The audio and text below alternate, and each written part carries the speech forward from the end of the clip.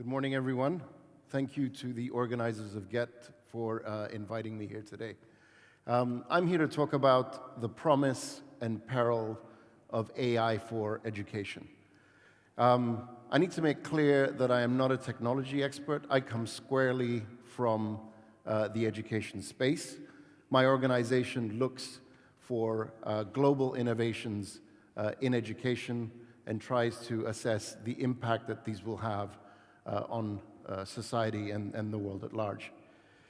What I can tell you is that from my vantage point, the world is both fascinated by and very fearful of AI.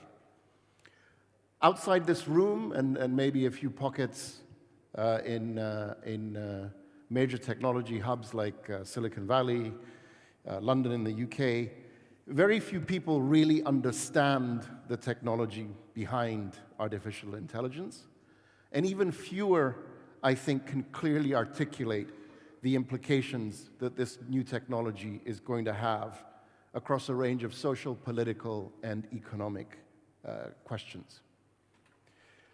I want to share today some thoughts on this subject, not in the form of predictions or solutions, but really as food for further discussion and dialogue.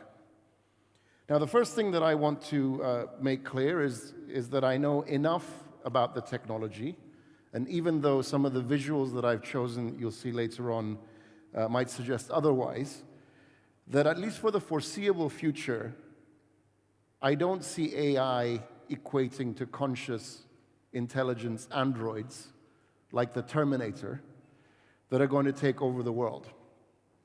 Instead, when we talk about AI, we're talking about what the previous speaker spent a fair amount of time articulating.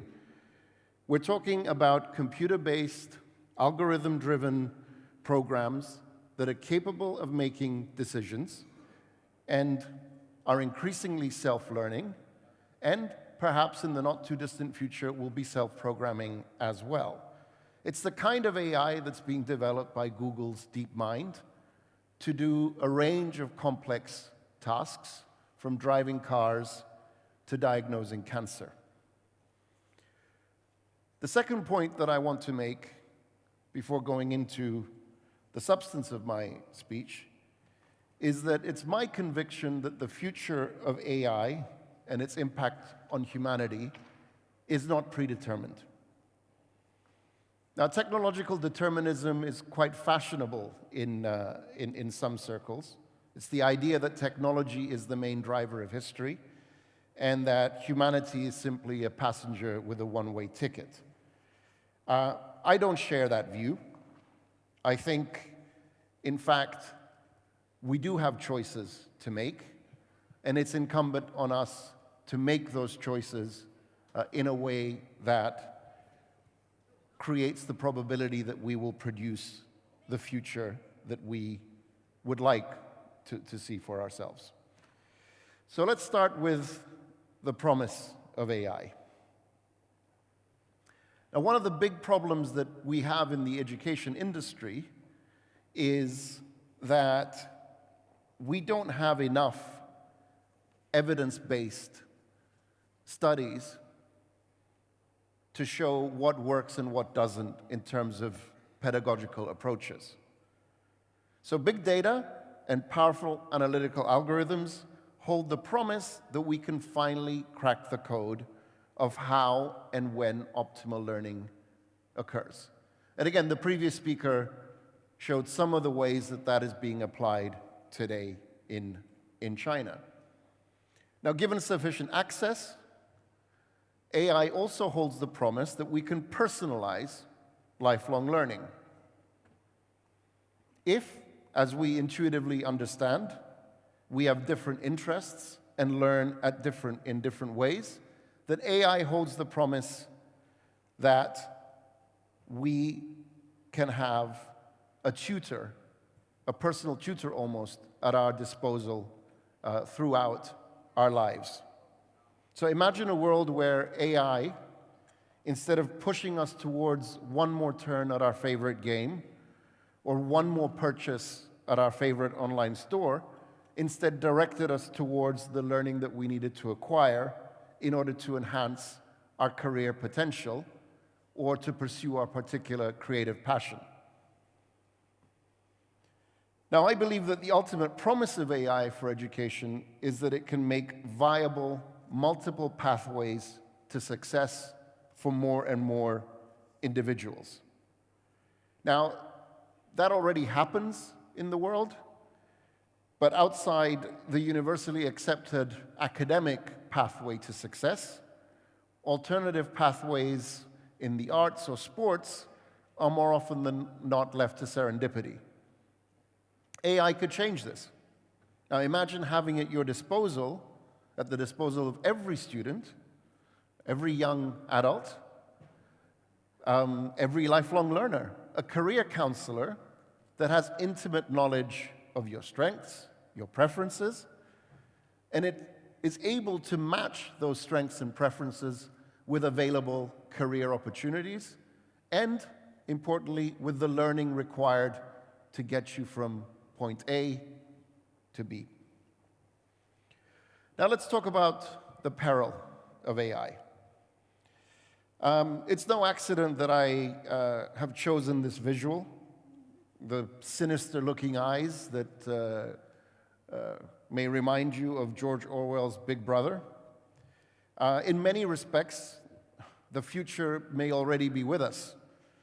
As more and more of our lives migrate online, those lives are being constantly monitored, recorded, and analyzed to the point where one of my favorite contemporary historians, Yuval Noah Harari, has speculated we may get to a point where algorithms may get to know us better than we know ourselves. Now, coupled with our growing understanding of neuroscience and how the brain works, how we make decisions, how we are influenced, the temptation to harness AI to control behavior could become irresistible. And not just behavior, but to control thought as well. Now again, the future is probably already with us. Social media and gaming companies already employ nudges to keep us wanting and coming back for more. More likes, more turns. Now, I know something about this. I'm something of a gamer myself. My favorite computer game is a game called Civilization. It was created by Sid Meier in 1992. Now, its unofficial motto is just one more turn. It's now in its 6th iteration, and I've been playing this game for 25 years. My wife is convinced that I'm addicted to this game. And digital addiction is not a secret anymore. There's a very popular game now in the West, at least, called Toon Bash. And Toon Bash is now running an advertisement on YouTube featuring a Hollywood star, Ryan Reynolds. And the premise of the advertisement is that Toon Bash is so addictive that even a star like Ryan Reynolds cannot stop playing the game, even when he's preparing to shoot a scene. This is a little bit of a digression. The real question for me, though, is not whether digital addiction is desirable or not. I mean, I think it's a reality. We are addicted to our devices. The question is, how are we going to use that addictive power?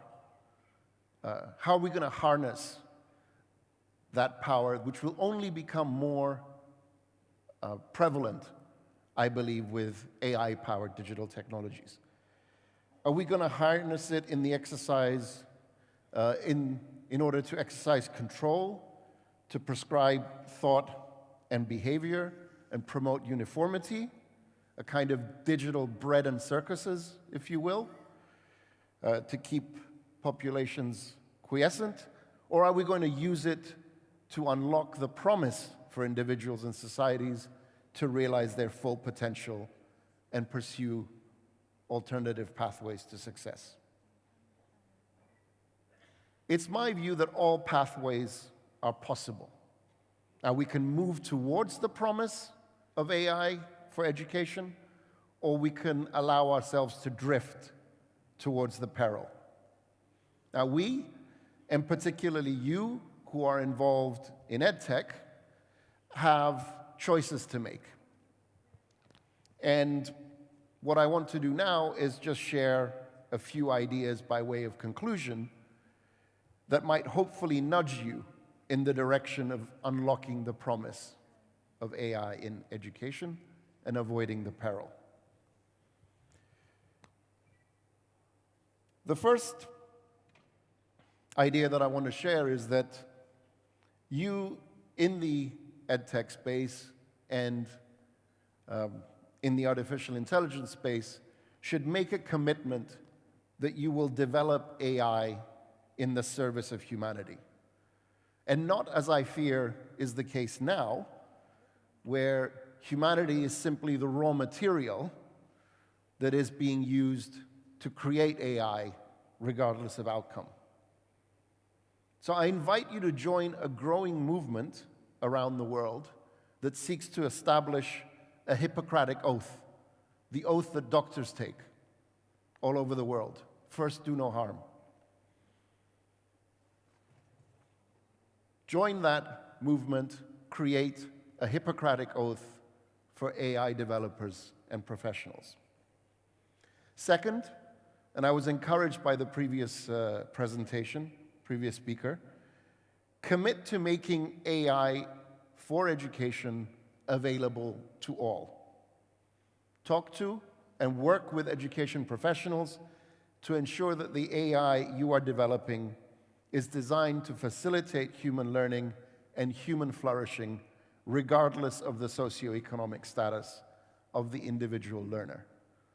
If the experience of the last 25, 30 years has taught us anything, is that technology has the potential to level the playing field, but it also has the potential to create broader and broader divides. How we choose to deploy that technology will determine whether we level the playing field or we just simply create more barriers and exacerbate inequality. Finally, this is something of an international gathering, so it's a great place for us to start pushing and talking about setting global standards for AI, and even aspiring towards some kind of global treaty eventually that seeks to forsake the weaponization of AI. It's been done before.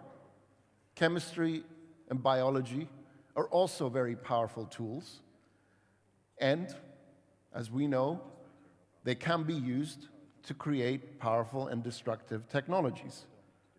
Thankfully, the world has stepped back from that. Most biologists, most chemists now work in the service of humanity, not to create weapons. We should do the same for AI.